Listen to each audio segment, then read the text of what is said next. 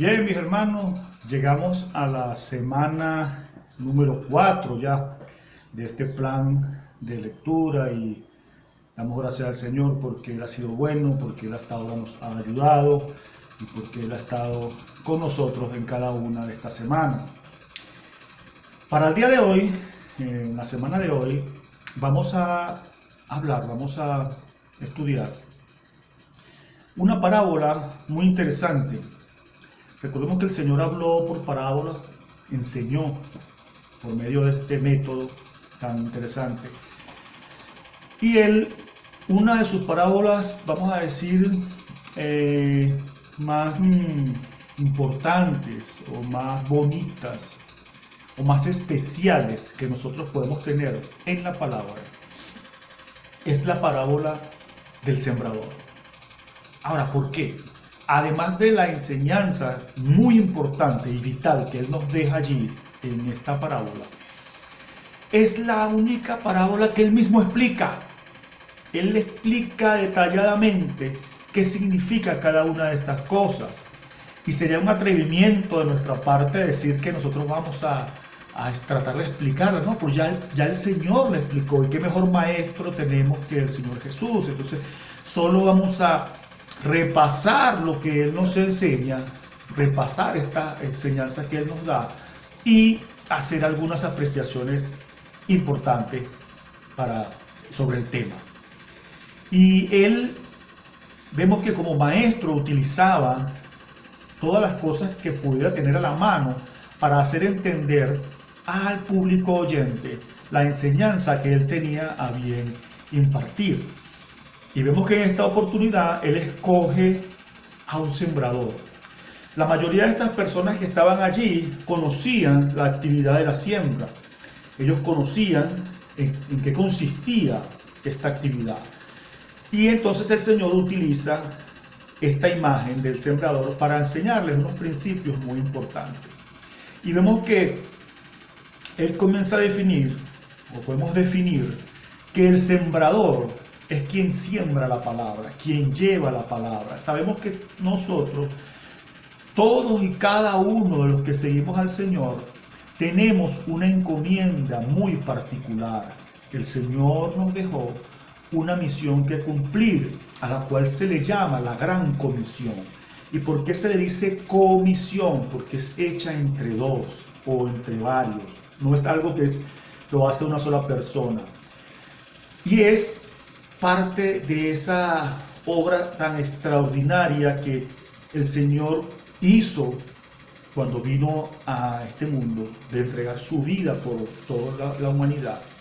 Pero que nosotros tenemos entonces el encargo de continuar predicando el Evangelio para que entonces las personas oigan y lleguen al conocimiento de la verdad y esta misión pueda cumplirse a cabalidad. Por eso es una comisión, por eso se le llama la Gran Comisión, porque nosotros tenemos una parte que cumplir, que ejecutar, y es la de llevar la palabra. Entonces acá el Señor Jesús está haciendo una comparación de aquellos que llevamos la palabra como un sembrador. Entonces, para comenzar, ¿verdad?, definimos que el sembrador es aquel que lleva la palabra.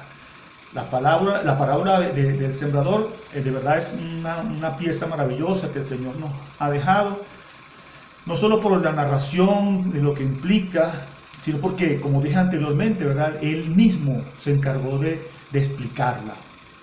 Marcos 4:14 dice: el sembrador es el que siembra la palabra. Queda claro que Jesús deja bien establecido que quien sembraba, ¿verdad?, es todo aquel que es hijo de Dios, como ya lo hemos establecido, y que está en la obligación de cumplir con ese trabajo que es la Gran Comisión. Mateo 28, del 18 al 20 dice: y Jesús se acercó y les habló diciendo: toda potestad me es dada en el cielo y en la tierra, por tanto id y haced discípulos a todas las naciones, bautizándolos en el nombre del Padre, del Hijo y del Espíritu Santo, enseñándoles que guarden todas las cosas que os he mandado. y aquí yo estoy con vosotros todos los días hasta el fin del mundo.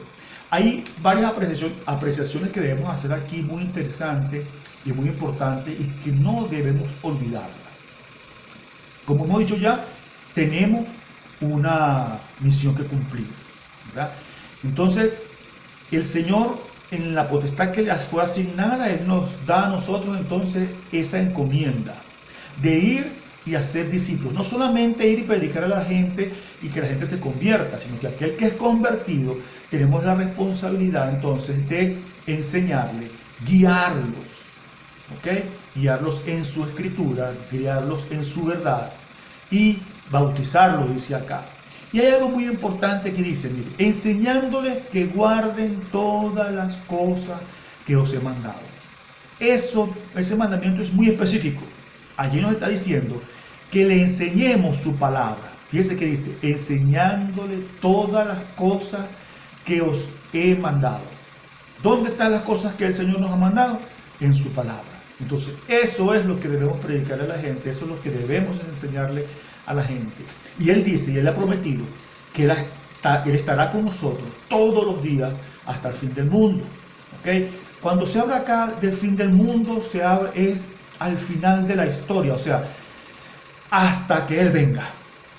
Hasta que Él venga, Él va a estar con nosotros acá a través de su Espíritu Santo, ayudándonos, confortándonos, empujándonos a hacer esta obra. Entonces, vemos que Él comienza a enseñarle a la gente acerca de un sembrador. Y sabemos que la siembra es un trabajo. La siembra no es cualquier cosa, la siembra amerita un esfuerzo, un cuidado, un tiempo de dedicación para atender a lo que se está sembrando. Y así mismo es el discipulado. O sea, esta comparación que el Señor está poniendo aquí es exacta. Debemos hacer un trabajo para poder obtener entonces esos frutos que el labrador espera con ansia. Recuerden que la palabra misma dice, ¿verdad?, que el labrador, para poder disfrutar de los frutos, debe trabajar primero. Entonces debemos esforzarnos en cumplir la misión que el Señor nos ha dado. Como segundo punto tenemos que Él comienza entonces a explicarle lo que pasará con la gente que oye la palabra, porque una cosa sí tenemos que tener en claro, que nosotros tenemos la misión, tenemos la responsabilidad de llevar la palabra, pero quien hace la obra de conversión en las personas es el Espíritu Santo, es el Señor mismo, Dios mismo, el que regenera. Recordemos que nosotros estábamos muertos en nuestros delitos y pecados. Una persona muerta no puede hacer nada, tiene que recibir vida primero. Es el Señor que se encarga de regenerar, de colocar vida, como aquellos huesos secos que el profeta, el Señor le mandó al profeta que profetizara sobre esos huesos secos, y fueron cogiendo vida.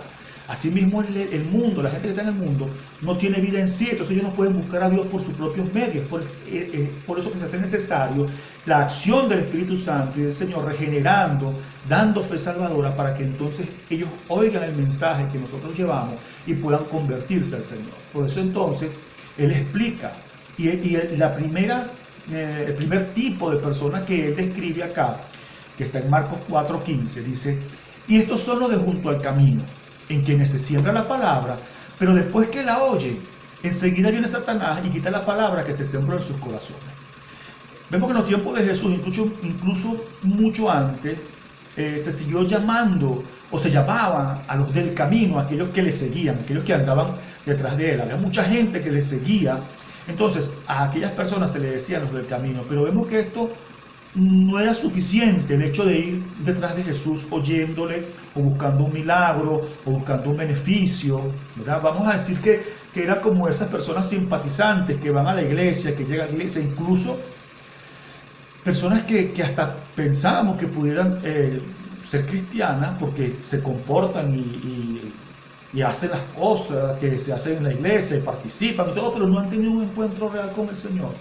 Así, a estas personas se refiere el Señor. O sea, son personas que están junto al camino, o sea, que están en la iglesia, que han llegado a la iglesia, que simpatizan, como llamamos nosotros, simpatizan con el Evangelio, ¿verdad?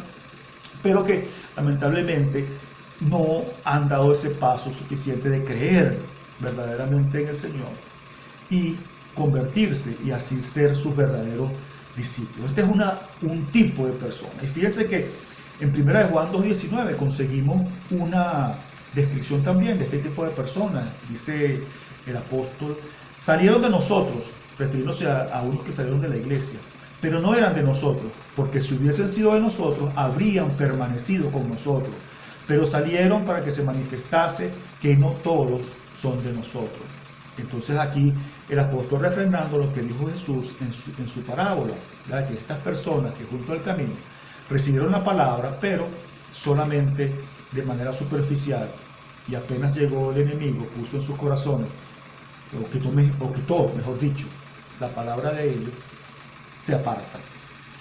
También tenemos a unas personas que son como las semillas que caen en los pedregales.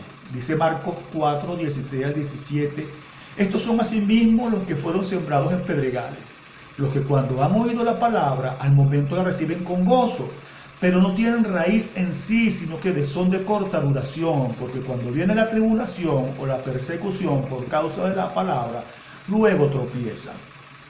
Una de las fallas más grandes que podemos ver en nuestro tiempo con respecto a la predicación del Evangelio es la supresión de la verdad de lo que dice la Biblia acerca de Dios.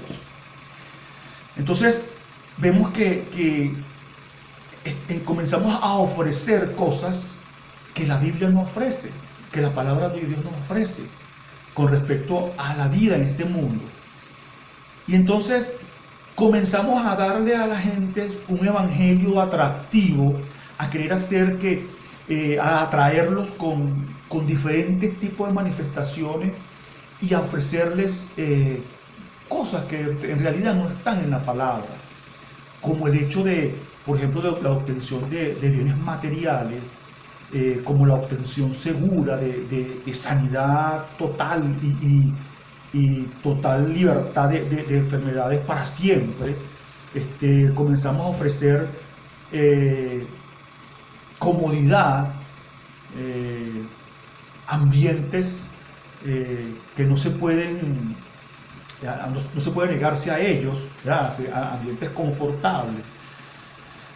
Algo como que es atrayente a la persona, pero que no está sustentado en una realidad total.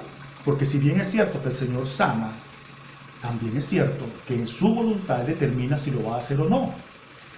¿Y qué es lo que está escrito en la palabra con respecto al Evangelio? El Señor ofreció una vida con dificultades dentro del Evangelio. Fíjense que el Señor dice su palabra, o Él mismo les dijo a quienes oían, principalmente a sus apóstoles, el día anterior a el ir a la cruz. Él les dice en Juan 16:33, estas cosas os he hablado. Eso lo dice Él en medio o en el marco de un discurso que Él les estaba dando allí acerca de cómo iban a ser todos esos días y cómo iba a ser la vida de ellos después que Él se fuera, cómo lo iban a enfrentar y cómo lo íbamos a enfrentar incluso nosotros, porque recordemos que en esa oportunidad Él oró por sus discípulos y por los que iban a creer por el testimonio de ellos, o sea, por nosotros mismos. Entonces Él les dice, en el mundo tendréis aflicción, pero confíen, yo he vencido al mundo. Él no estaba diciéndoles que no iban a tener aflicción, que Él se las iba a quitar, no, las iban a tener, las iban a afrontar, solo que las iban a afrontar con su ayuda porque Él había ya vencido al mundo. Conseguimos en los Hechos 14:22 que dice, confirmando los ánimos de los discípulos, exhortándoles a que permaneciesen en la fe y diciéndoles, es necesario que a través de muchas tribulaciones entremos en el reino de Dios. La vida cristiana no está exenta de problemas, es una falacia, es ofrecer una oferta engañosa a las personas, decirle que van a tener una vida de completo solaz humano si llegan al Evangelio. No, nosotros tenemos la paz que da Cristo, que es una paz que no tiene, o sea, la gente no entiende. Es aquella paz que supera todo entendimiento, porque es una paz que no depende de las cosas que nos rodean, no es una paz que no depende de las circunstancias, de lo que tengamos, de lo que poseamos o de lo que podamos tener. Es una paz que en medio de la tormenta, en medio de la dificultad, el Señor da el corazón de cada uno de los que creen en Él. Recordemos el Salmo 23, el salmista decía Aunque ande en valle de sombra y de muerte, no temeré mal alguno, porque tú estarás conmigo. Fíjense que él no decía, tú me quitarás la aflicción, tú me quitarás o tú me sacarás de este valle. No, él decía, aunque yo esté transitando en este valle, yo estaré tranquilo. ¿Por qué? Porque estoy confiando en esa vara y ese callado que me infunden al aliento. Vamos a tener inconvenientes, sí, y eso hay que advertírselo a las personas. Y fíjense que el Señor lo plantea aquí. Estas personas creen y se emocionan. Dice que el Señor en Marcos 4, 18, 19, que las personas se alegran por el mensaje. Pero cuando viene la prueba, miren, flaquean. ¿Por qué? Porque no se le ha dado un verdadero mensaje y no han conocido el mensaje completo, el mensaje de la verdad. Que si bien es cierto que el Señor nos da su salvación, Él en esta vida nos ofrece una vida con dificultades, con aflicciones y tribulaciones, que son los medios que Él utiliza para nuestro crecimiento, para nuestra maduración. Y recordemos que el mensaje que nosotros llevamos es un mensaje de verdad, es un mensaje de luz que ilumina lo malo y que el mundo no le gusta. Es un mensaje que está en contra de la corrupción, es un mensaje que está en contra de los procederes negativos. Por lo tanto, el mundo no se siente agradado cuando es confrontado con la palabra. Por eso entonces vamos a tener esas dificultades. Entonces, entendamos eso, que van a haber personas entonces que van a creer, pero cuando venga la lucha y la prueba, van a ceder. ¿Qué queda de nosotros?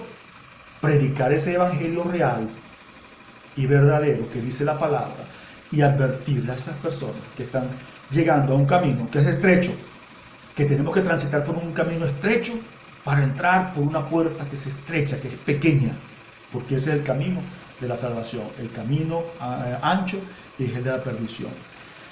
Vemos que Marcos 4, 18 y 19 dice, estos son los que fueron sembrados en espinos. Estos son otra clase. Los que oyen la palabra, pero los afanes de este siglo y el engaño de las riquezas y las codicias de otras cosas entran y ahogan la palabra y se hace infructuosa. Otra de las grandes fallas que tenemos, hermanos, es esa predicación de ese evangelio ofreciéndole a la gente una prosperidad económica, un éxito, y que lamentablemente muchas veces perseguimos, como cristianos queremos perseguir, cuando en realidad nosotros debemos dedicarnos a lo que realmente el Señor nos ha encomendado. Entonces comenzamos a promover este tipo de actividades y ese amor por tener, por poseer, por obtener, y eso lo que hace es desviar la verdadera intención del Evangelio. Vemos que en 1 de Juan 2, del 15 al 17, porque lo que voy a leer tiene una relación bien tremenda. Fíjense los versículos 15 al 17 de 1 de Juan 2, dice, no améis al mundo, ni las cosas que están en el mundo. Si alguno ama al mundo, el amor del Padre no está en él. Porque todo lo que hay en el mundo, los deseos de la carne, los deseos de los ojos y la vanagloria de la vida, no provienen del Padre, sino del mundo. Y el mundo pasa y sus deseos, pero el que hace la voluntad de Dios permanece para siempre. Vemos que el Señor Jesús aquí está nombrando tres aspectos de la vida que hacen que la palabra sea sembrada en espinos. Y es lo que oyen la palabra, pero los afanes de este siglo, el engaño de la riqueza y la codicia de otras cosas. Fíjense que son tres aspectos: los afanes de la vida, del siglo, el engaño de la riqueza y la codicia de tener. El Señor aquí, a través del apóstol Juan, declara lo mismo y les dice que los deseos de los ojos, la vanagloria de la vida y los deseos de la carne no son de él. Entonces, estas personas que son sembrados o que nacen entre espinos, estos cristianos que nacen entre espinos, o sea, que nacen pensando en la obtención de estos beneficios netamente humanos, simplemente esa palabra queda ahogada. Dice el versículo que acabamos de leer en Marcos, pero los afanes de la vida, los engaños de la riqueza y las codicias de otras cosas entran en la vida de estas personas y ahogan la palabra y se hace infructuosa. Cuando damos mayor interés, mayor importancia a todas estas cosas, esto ahoga la palabra, hermano. Los afanes de la vida, las codicias de otras cosas y el engaño de la riqueza ahogan la palabra y la hacen infructuosa. Y donde no hay fruto, no hay vida. ¿Ok? Entonces tenemos que ver que esa estrategia que el enemigo ha usado desde Eva, desde Adán y Eva, es la misma estrategia que él usa ahorita. Tratar de llevar a la gente a que se enrede en los deseos de la carne, en los deseos de los ojos y en la vanagloria de la vida. Ofreciéndole eso, lo sacan de la palabra, lo saca del camino correcto. Y fíjense, finalmente el Señor les dice, pero estos son los que fueron sembrados en buena tierra. Marcos 4:20 dice, y estos son los que fueron sembrados en buena tierra, los que oyen la palabra y la reciben y dan fruto a 30, a 60 y a 100 por uno. Finalmente, los que son sembrados, hermano, en buena tierra, la característica vital es que oyen la palabra y la reciben y dan fruto. 3 características. Oyen la palabra, están atentos, la reciben y dan fruto. ¿Qué quiere decir? Oyen la palabra, la reciben es que la ponen en práctica y al ponerla en práctica dan fruto. Entonces, ¿cuál debe ser nuestra intención al llevar la palabra a las personas? Que las personas que reciben al Señor, aquellas personas que se convierten al Señor, que están bajo nuestra responsabilidad, debemos incentivarlas a que la palabra sea en ellos vida, que ellos acepten con agrado esa palabra. Y es lo que cada uno de nosotros debemos hacer con la palabra, aceptarla con agrado, así ella nos cachetee, así la palabra, lo que nos va a pasar, la palabra nos va a constreñir, la palabra nos va a confrontar con nuestro pecado, pero debemos aceptarla con agrado, ¿ok? Debemos aceptarla con agrado, internalizarla, hacerla vida en nosotros, y eso nos va a hacer dar fruto. Ser hacedores de la palabra es la clave para que esta palabra afecte nuestra vida y nuestra conducta. Lo que nos va a llevar, sin lugar a dudas, a la santificación que el Señor espera de cada uno de nosotros. Porque el Señor nos manda que seamos santos, ¿verdad? Entonces, cada uno de nosotros debe buscar esa santidad. ¿Y cómo vamos a buscar esa santidad o cómo vamos a llegar a ella? Recuerden las palabras de Jesús en Juan 7. Santifícalos en tu verdad, Señor. Al Padre le pedía, santifícalos en tu verdad, tu palabra es verdad. Permaneciendo en la palabra y haciéndola vida en cada uno de nosotros, vamos a obtener esa santificación. Santiago 1, 21 al 25 dice, por lo cual, desechando toda inmundicia y abundancia de malicia, recibid con mansedumbre la palabra implantada, sembrada, la cual puede salvar vuestras almas. Pero sed hacedores de la palabra y no tan solamente oidores, engañándoos vosotros mismos. Porque si alguno es oidor de la palabra, pero no hacedor de ella, este es semejante al hombre que considera en un espejo su rostro natural, porque él se considera a sí mismo y se va, y luego olvida cómo era. Mas el que mira atentamente a la perfecta ley, la de la libertad, y persevera en ella, no siendo oidor olvidadizo, sino hacedor de obra, este será bienaventurado en lo que hace. Fíjense que el Señor Jesús en Marcos 4:20 dice, y estos son los que fueron sembrados en buena tierra, los que oyen la palabra y la reciben y dan fruto a 30, 70 y 100 por uno. Seamos plantas que demos fruto a 30, 60 y a 100 por uno. ¿Cómo? Haciendo lo que el Señor está describiendo acá. Oír la palabra, leer la palabra, recibirla y dar fruto. Oír la palabra con agrado, hacer la vida en cada uno de nosotros. Y recordemos, cuando Él hablaba de estas personas, estaba describiendo los diferentes tipos de personas. Y veamos, ¿cómo terminaron los primeros 3? Muy mal. ¿Quién terminó bien? El último grupo, ese que recibió la palabra con agrado, la hizo vida y dio fruto. El Señor los bendiga, mis hermanos, el Señor nos los guarde y sigamos adelante. Esta palabra que estamos leyendo, internalicémosla, agarrémosla, amémosla, recibámosla con agrado, hagamos la vida en cada uno de nosotros y vamos a dar mucho fruto. Dios me lo bendiga.